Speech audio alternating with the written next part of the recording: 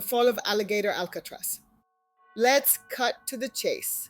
Donald Trump once bragged that Florida's migrant detention camp, nicknamed Alligator Alcatraz, was as good as the real Alcatraz.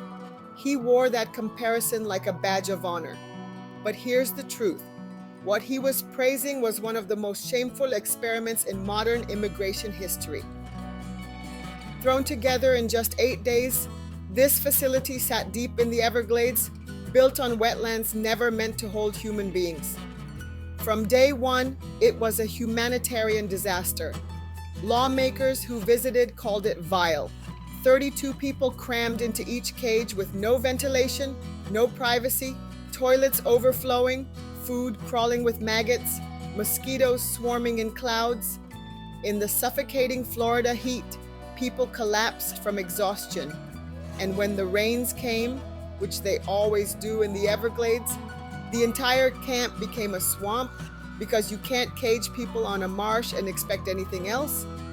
But here's what they didn't count on: resistance. Communities across Florida refused to stay silent. Environmental groups sounded the alarm about the ecological destruction.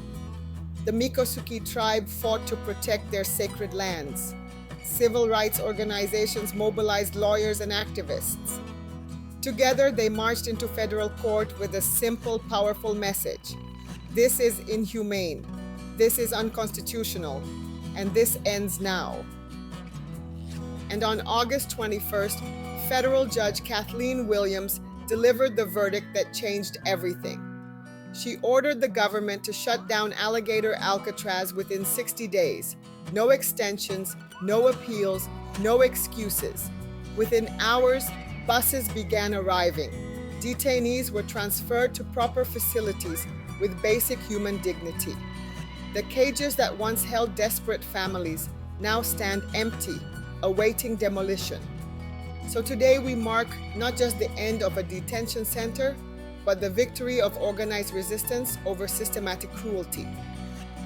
Trump called this place as good as Alcatraz, and in one sense, he was right. Like that infamous prison, Alligator Alcatraz will be remembered as a symbol of injustice. But unlike Alcatraz, this one didn't last decades. It lasted 8 months because people refused to let it become permanent. As bulldozers tear down the barbed wire and fill in the flooded compounds, we're reminded that no cage built on cruelty can stand forever. Not when communities unite to tear them down. The Everglades will reclaim this land as they should. And history will remember that when America was tested, ordinary people chose justice. Though I have to admit, part of me thinks we should preserve just one cage, for historical purposes. Maybe set aside a nice swampy spot with extra mosquitoes, perfect for someone who thought this place was as good as it gets.